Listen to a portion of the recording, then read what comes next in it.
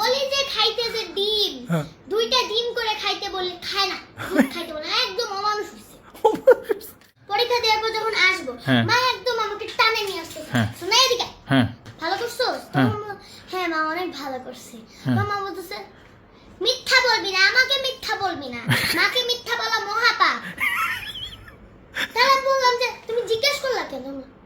রেজাল্টের সময় দেখবো রেজাল্টের। সুজানা, আসসালামু আলাইকুম বাবা। ওয়ালাইকুম আসসালাম আম্মা জান, কি খবর আপনার? আলহামদুলিল্লাহ বাবা, ভালো খবর। তোমার? আলহামদুলিল্লাহ, আমার খবরও ভালো। তোমার মন ভালো? হ্যাঁ আম্মা জান, আমার তো মন ভালো। আপনার মনের কি অবস্থা? আরে বাবা আর বললাম, টেনশন আছে। কিসে এত টেনশন? এই যে এখন এক্সাম শুরু হয়েছে, হ্যাঁ বুঝতেছই তো কিসের টেনশন। এক্সাম শুরু হলে তো একটু টেনশন থাকেই। মা যে কত রকমের ডোজ বানাইছে আমার জন্য। হ্যাঁ মা অনেক রকমের ডোজ দিচ্ছে। কি লেভেলের ডোজ, দু একটা শুনি।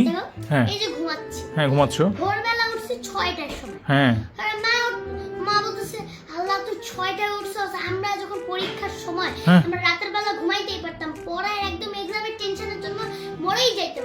না না না, মরে গেলে বাইচে থাকলাম কেমনে? আচ্ছা যাই হোক, তারপরে? তারপরে একটু উঠতে নিছি, বলতে পড়তে বস। পড়তে তো বসতে হবে না? সকালবেলা রিভাইজ দিতে হবে না? হ্যাঁ তারপরে এই যে এভাবে পড়তেছি, জোরে পড় জোরে পড়। আমরা তো এই যে পরীক্ষার সময় একদম গলা ফাটায় পড়তাম, ওই বিল্ডিং এর থেকে ওই বিল্ডিং এ একদম না ঠিক আছে, জোরে জোরে পড়লে মানে কথাটা পড়াটা মনে থাকে আর কি।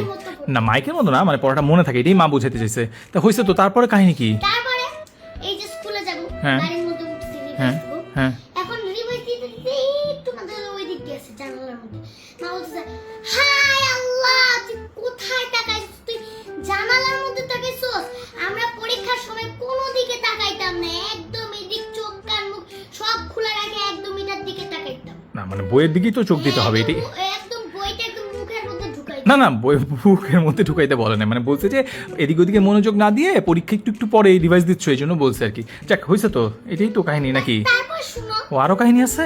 আচ্ছা বাইরে থেকে বের হলাম, হ্যাঁ তখন আমি আর একটু রিভাইজ দিচ্ছি, দাঁড়ায় হ্যাঁ তাড়াতাড়ি আসছি দেখি।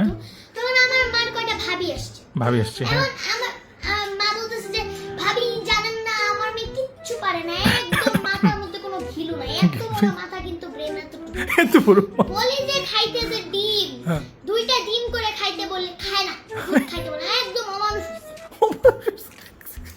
এগুলো শুনতে কারো ভালো লাগে? না না না, আমি বুঝতে পারছি তোমার মনের অবস্থাটা খুব একটা ভালো না। ঠিকই বলছো। তারপরে যখন হলো একটু হলো হলের মধ্যে ঢুকছি, তখন পরীক্ষা দিছি। পরীক্ষা দেওয়ার পর যখন আসবো মা একদম আমাকে টানে নিয়ে আসছে, শোনা এদিকে কেমন রেজাল্ট এক্সাম করছস? ভালো করছস? হ্যাঁ মা অনেক ভালো করছি। মা বলতেছে মিথ্যা বলবি না, আমাকে মিথ্যা বলবি না, মাকে মিথ্যা বলা মহাপাপ।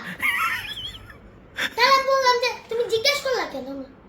রেজাল্টের সময় দেখবো, রেজাল্টের সময় দেখবো। আচ্ছা ঠিক আছে আম্মা জান, মাথা ঠান্ডা করেন, বুঝতে পারছি আপনার পরিস্থিতি ভালো না। এখন এগুলো সব ঠিকঠাক হয়ে যাবে আস্তে আস্তে, এত টেনশন করার দরকার নাই। এখন মনোযোগ দিয়ে পড়েন, সামনে পরীক্ষা আছে তো। তুমিও না না, পড়তে তো হবে, পড়ার সামনে পরীক্ষা না।